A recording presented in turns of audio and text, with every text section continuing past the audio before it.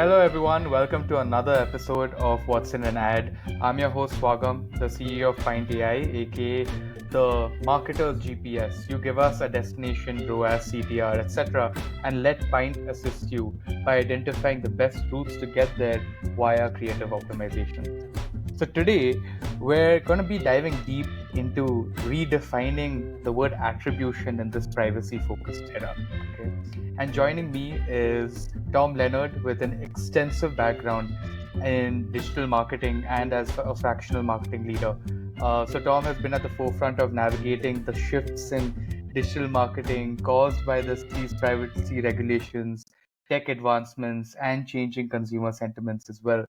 So, with his incredible expertise in measurement and for what we can see, a passion for making every marketing dollar work as hard as possible, we're about to explore how these shifts are reshaping the landscape of attribution.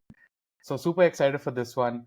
So, Tom, glad to have you here. Could you tell us a bit about your background and what you do?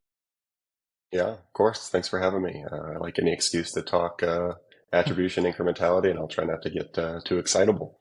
Um, but yeah, so been in the industry about 10 years or so, mostly in the agency world prior to what I do now, and really have touched kind of most parts, if not all parts, of the digital marketing ecosystem. So started my career running search and social campaigns for both kind of startup as well as enterprise brands at a growing agency. From there, stepped into a really interesting role that sort of like began my love for exploring deep into different things. We had this kind of internal SME group. I led all things YouTube advertising as YouTube ads were kind of becoming a much bigger part of folks' mix, and Google was really investing in that product. Kind of got really passionate about all things video. Connected TV was kind of the next big thing. So spent a lot of time in the connected TV world, led the programmatic team at the agency that I was at. And that's really where I started to build this passion point for kind of full funnel measurement, especially coming from like the hardcore DR side of things. Kind of how do you talk to a hardcore direct response advertiser about the need to grow kind of up the funnel? How do you create demand as well as just capture it efficiently? So I have a lot of scar tissue, as well as a lot of insights and learnings from that period. And then, yeah, the last couple of years have been operating as an independent consultant. So I work with consumer brands. I tell people I really serve as a bridge between a leadership team and an execution team, trying to translate how do you make sure that the business objectives that a brand is trying to achieve, what are you doing kind of hands-on in the ad platforms to achieve that? Because I find there's often a disconnect, and the area that a lot of that disconnect comes from is around measurement and kind of an over reliance on what I would argue are outdated and just generally unhelpful attribution methodologies. That's amazing because that's exactly what we want to get into today, right? What is outdated? What should you actually figure out? Because you can get lost in the space of attribution. But before Mhm. that, the my favorite thing to do while having conversations like these is to ask one question because every time I speak to a marketer, they have a completely unique insight or a priority, I should say, when it comes to marketing, especially given things like either AI or privacy, things like that, right? Which others might completely disagree with, but you are extremely bullish about. So, what is your perspective in this? Yeah. Again, probably not everybody's going to agree, but I think generally speaking, attribution is not actually that useful. Um, Oh, Specifically thinking about attribution, which most people think of it in what it's tracking, right? It's what happened. And can I see what happened? And what I argue is that's actually not that useful I mean, there's parts of it that are useful. But generally speaking, in order to answer the question, am I spending my marketing dollars effectively? Attribution is not that helpful. What attribution is saying what is happening after somebody sees an ad. That doesn't answer the question of is my marketing spend working well? What I need to know is comparing what happened after somebody saw my ads to a similar cohort that did not see my ads. That delta, the space in between, is what matters. That is what your ad dollars did for you. That is what you got by spending your ad dollars. You did not get everything under that line. You only got the delta between what was going to happen anyways and what happened after you served ads. That gap is all that should matter to a marketer. And that's how you should be understanding the efficacy of your investments. And I don't think enough people harp on that enough. No, that again is a very interesting point because it kind of makes it black and white, right? And nobody's saying it's easy to do, but it makes the Totally. intent of attribution something that is should be black and white, just the intent. I mean, again, the process is easy. So that goes to my second question now, because a lot of people look at attribution, like you said, as a form of accountability, right? Where what action has given me this particular result. So for you, is the intent of attribution in itself different, or has it changed over the past few years, especially given privacy? Yes, there's a couple of things that I always describe that I think are happening right now. Like, yes, there are a lot of tech and privacy and general consumer sentiment changes that are occurring and are changing how we think about ad measurement in general. Um, I think that's important and definitely a tailwind that's helping evolve the measurement industry. I also think there is this general realization that people are like, oh snap, attribution's not actually that helpful for what I just said. Like you can beat the dead horse with the examples of if I stand outside a grocery store with a flyer, that says big sale today, and everybody sees me and 20% of people take the flyer I'm shoving in their face, you're not going to say everybody in that store is there because of that ad or that flyer. Like, why would we do that with performance marketing? And that's obviously like the example you hear a lot.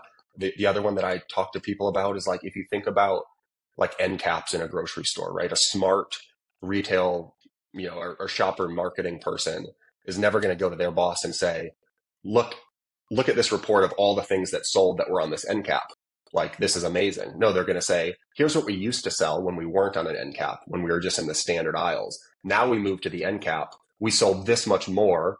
Was that worth our time, effort, and energy? Yes, they're never, they're not going to take credit for everything. And so you have to understand. And like you said, it's not easy to do. It's not incredibly complex either. But that's what marketers need to shoot for. So I think, yes, there's all these changes happening that make one-to-one level tracking harder and attribution in general harder. But I think you couple that with maybe there's just a better way in general. And it just so happens that that is also going to be more durable going forward because it's not one-to-one. And I think that's like why you hear so much more about this right now. And why it's really, frankly, an exciting time to be in the space because everybody's realizing for one reason or another, they have to be investing in incrementality measurement. I mean, I absolutely agree with you, especially because it's almost a different type of philosophy that's in opposition that's coming in, which again makes it a very exciting place to be in. So, what exactly do you mean by this incrementality, especially because I saw a few of your posts before, right? And over there, you've highlighted that proving something mattered is more critical than just proving something happened. And I love that line. So, I just want to get what you mean in this particular context and how marketers can implement incremental conversion measurement that more effectively based on this. Yeah, totally.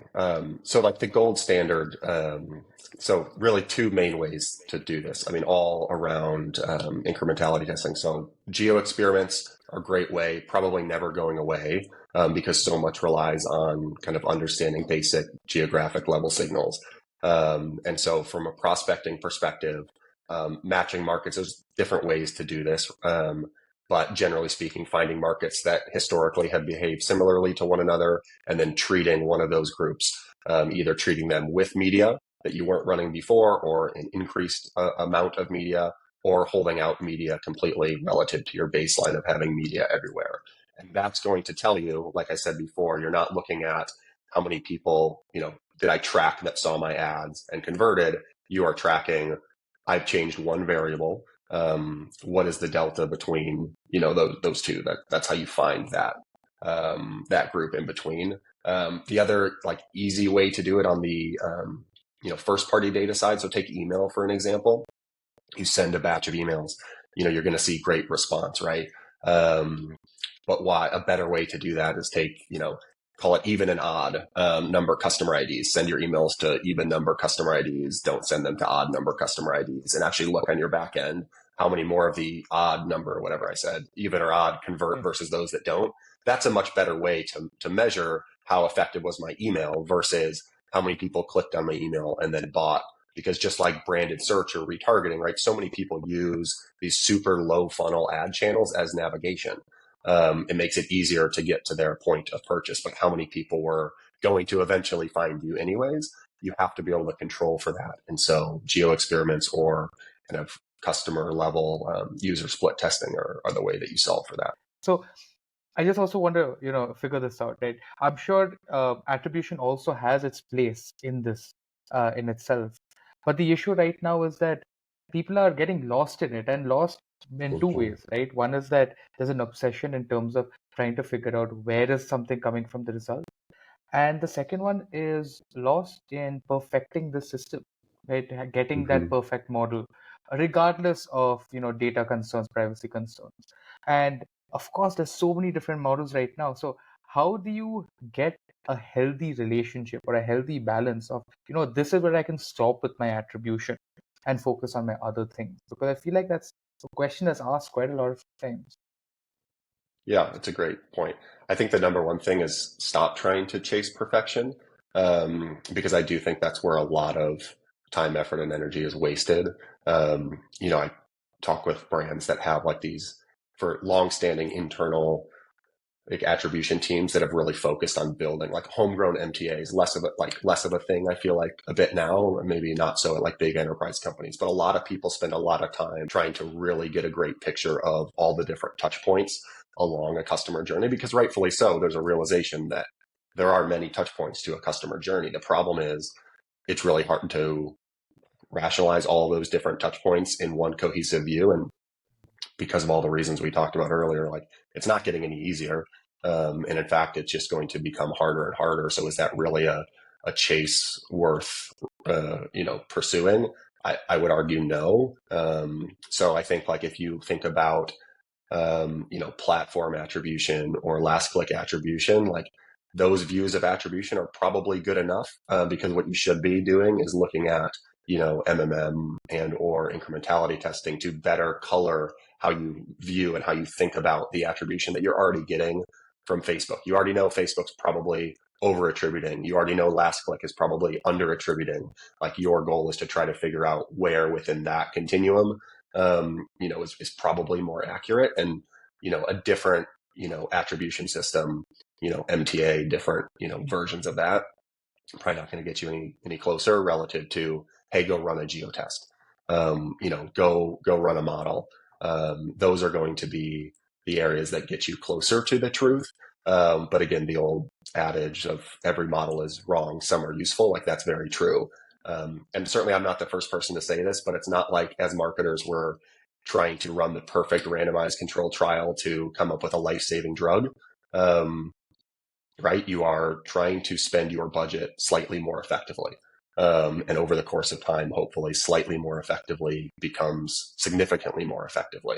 And I think that's important for people to remember. Absolutely, you're right. And I think there's a shift in perspective also to kind of force yourself to think in probabilities more often than not. Anyways, that it is a probabilistic game, but to kind of lean into that is a very different shift versus trying to deterministically try to identify what happens. So Mm-hmm. there is that shift that's happening right now. But since you mentioned MMM as well, right? Another post of yours, and I just want to go into this to get an example of where you're coming from.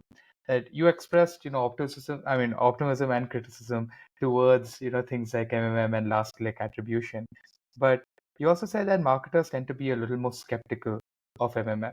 And I've seen that as well. I just want to try and understand, you know, why? And more importantly, is the skepticism something that is valid? Or how should you be assessing any of these attribution tools or models that you're looking Yeah, the answer is I think you should be skeptical of any sort of measurement. And at? the problem I think is that people aren't skeptical of attribution or MTA or last click, whatever name your attribution. And that's what I find the most interesting is I think there's a healthy skepticism with MMM, but there's a lack of skepticism on attribution, which again to me is sort of comical because we all sort of take at face value, attribution as this gold standard and as the truth. And, in some ways it is the truth because here is what happened. But again, going back to my main sort of point is what happened isn't actually that important. You care about what you caused to happen, not what just incidentally happened.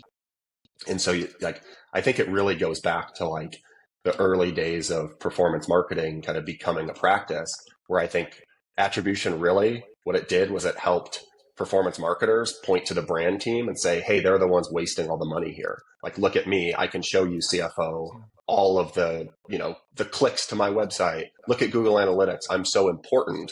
The brand team is wasting the 50% that's wasted, right?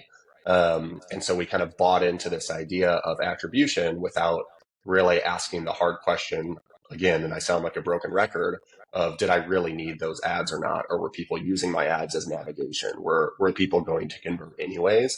We haven't built a inherent system around trying to measure the incremental impact in the same way we have around measuring the clicks or the impressions on the path to purchase. And so I am encouraged and I hope that is changing. But that's what I mean about the skepticism of MMM. It's a rightful skepticism, but we don't provide that same level of skepticism for attribution in the way we should. And I think if we can look at everything through the lens of prove it to me, where kind of all marketers are in a better place. Yeah, it shows, the kind of cognitive biases that even come in to something like this. You're absolutely right when it comes to MMM versus attribution in general. And something which I found very interesting, going back to a point that you made right in the beginning, is what that means for performance versus brand teams, right? Again, in an article that you had maybe I'd come across, or I think you had written an article about, how this is kind of an opportunity to rebalance that equation, right, between these two teams. And because you've been working at the forefront of it, right, consulting in between these two teams, what do you think is happening? What do you think is the advantage? What is the change that makes you seem so hopeful about it? Yeah, I mean, I think a general realization that, and I think everybody wants to believe this, but that like all marketing has one objective, right? Which is to sell more stuff, acquire more customers. And there's almost like a helpful element of the brand versus performance divide in that with brand, hey, we're not quite sure, if we're going to be able to measure this perfectly, but we generally believe that it's useful. And on the direct response side, there's just this over reliance on like, I can measure everything precisely. And I think in both of those camps, there's probably better ways to measure brand than just throw it into the wind. And on the DR side, you need more nuance than we can measure exactly everything that happens. And that is exactly as impactful as it seems. And I think when you can kind of like look at both of those lenses as what is the objective? Oh, it's to sell more stuff or to acquire more customers. You say, okay, well, what's the short-term impact of branding? Can we measure that in some way, right? And that's where you get like spike analysis or things like that. Like, what's a leading indicator, metric that I can try to stoke, knowing that that's probably going to lead to something down the line. And on the DR side, can I say, hey, what percent of this is, was going to happen anyways, and therefore I don't actually need to spend on, a channel this heavy, et cetera, et cetera. Like what I think the gold standard is you say, hey, DR team, we're going to measure through the lens of incrementality. Hopefully we're going to be able to find, or I think you are going to find certain areas that you are over invested in, that you are going to get a lot of those conversions anyways. And you're going to redeploy a portion of those dollars into something that may be more traditionally viewed as upper funnel or branding. And net, you're spending no more budget, but you've pulled budget out of an area that you know is not driving any incremental impact to fund the areas that you've always wished you could fund but you haven't been able to prove. And what have you just done? You've had a budget neutral sort of environment where even if you are just 0.1% more effective than providing no incremental upside for the business, you put that in branding. And if you, like I said, if you are 0.1% effective, net, you are in a better position. And I think if you can apply the skepticism and the rigor to DR that DR advertisers say they have over brand, you can reallocate those dollars to actually fund these kind of longer shots, or not even longer shot, just they're a useful kind of brand endeavors. And that may not just be paid media on the brand side. You may be investing in, building better customer support, doing any of these other things that are kind of big parts of brand building, but oftentimes are the first kind of line items to get cut in favor of kind of directly tracked performance channels. Yep. And I mean, the good part is we're kind of seeing a resurgence of that, right? There's a lot more brand Mhm. building activity that's happening across the board, especially on the consumer side of things. Um, okay, that's very interesting again because very recently in a different podcast, I was told that the difference between the performance and the brand teams, the difference kind of was split into this is the art part of marketing, which is the brand, and there's the science part of marketing, which is Mhm. performance. So it's just easy to do with. But now you realize that both have a component of art and science, and you have to figure out which component is which, and that's when you merge it back together. So what you said kind of really resonates with me from that lens of things. Um, my last two questions, I just want to focus once on the creative part of things, right? Because that's what we focus at Pint, and what we're really looking at or observing very in detail is when it comes to the creative, right at the top of the funnel, when you're looking at where people are coming from, how would you go about getting the right data from it? What do you think is the best thing to measure for the creative? And if it is an attribution led method, what would you recommend to folks?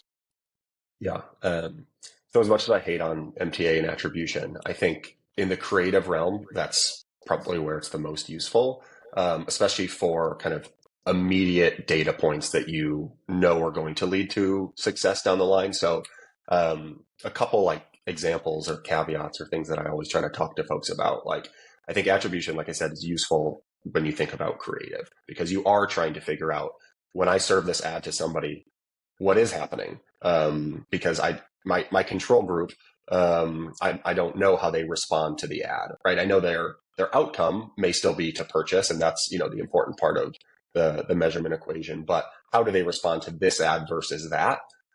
That's still where attribution is useful. Where I think people can get tripped up is specifically focusing on the sales outcome of it, CPA and ROAS at the creative level.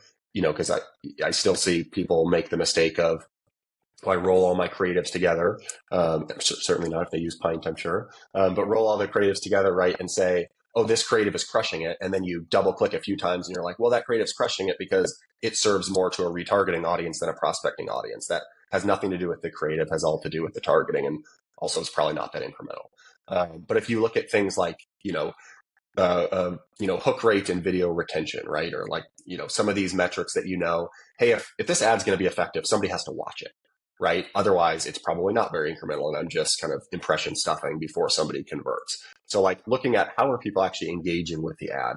So, hook rate I think is great, especially if you are hopefully testing a bunch of different hooks, right?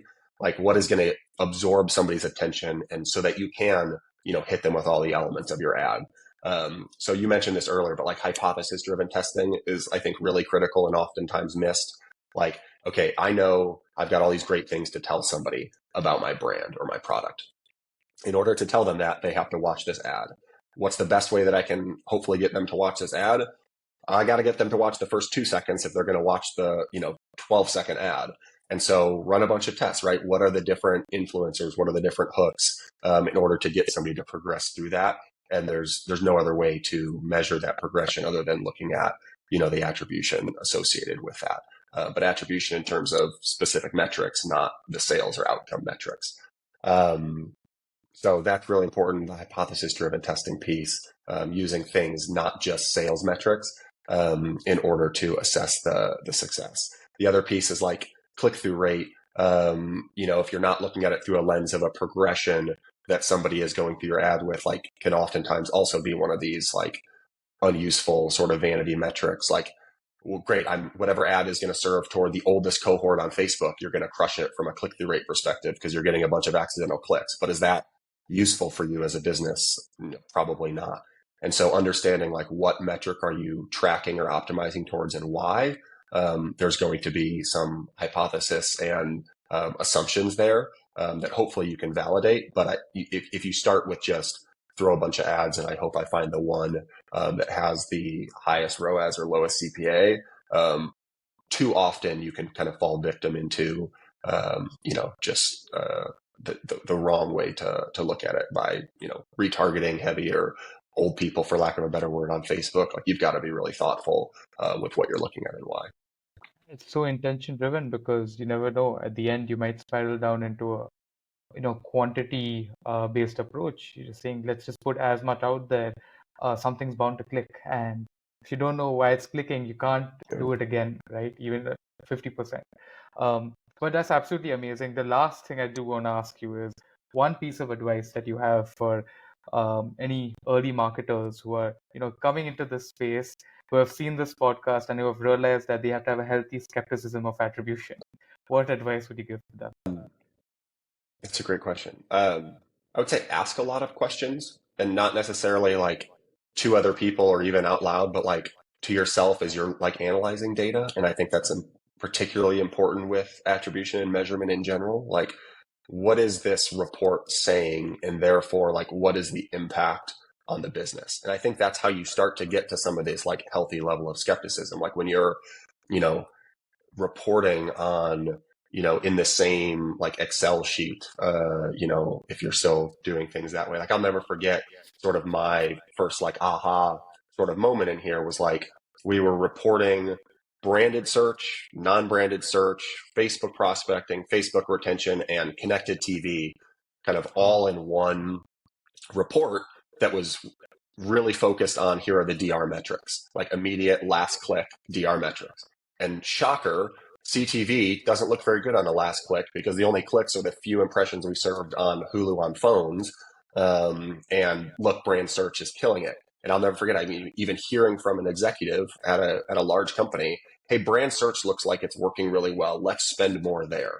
And it's like, that is a kind of a silly question or a silly response, hopefully. Most people don't do that. But also, it's our fault for presenting it that way. Because, right, we're putting in line, line by line, assuming everything's going to be measured in the same way when we know that's not that useful. And so, like, you have to answer the questions like to yourself before you show it to somebody. Like, should I report on this? Can I actually spend more in brand search? No, that's based off of how much demand I'm creating elsewhere, and also probably not that incremental. And then you think about like prospecting versus retargeting on Facebook, and just like, what is Facebook trying to do? It's trying to find people that are most likely to convert. Well, who's the most likely to convert? Probably the people that don't need your ads. But as you go out further, who's Facebook least likely to serve ads to? Well, somebody that's probably not ready to convert. Well, who needs your ads the most? Well, the people that are not ready to convert. And so you sort of like have this healthy tension between what are ad platforms trying to do, what is attribution showing you, versus what are you trying to do as a business, and therefore how should you try to run your ads slightly differently than what a bidding algorithm is going to try to do. And so I think trying to ask all those questions, like to yourself, to your vendors, to the ad platforms, like you can craft just a better marketing strategy and approach, be that measurement or the actual buying and optimization. And I think taking things at face value is a really like bad way to build a good marketing program. I think that's an amazing piece of advice, which finally boils down to you have to. It's about two types of reporting to yourself and then reporting as a form of communication to another person, right? Because decisions are made at that intersection. But that's absolutely amazing. Thanks so much for this, Tom. It was great learning so much from you, and it was great to have you here, of course. For our audience, I'll see you next week for our next guest. But in the meantime, thank you so much for your time. Yeah, this was great. Thanks for having me on. Take care.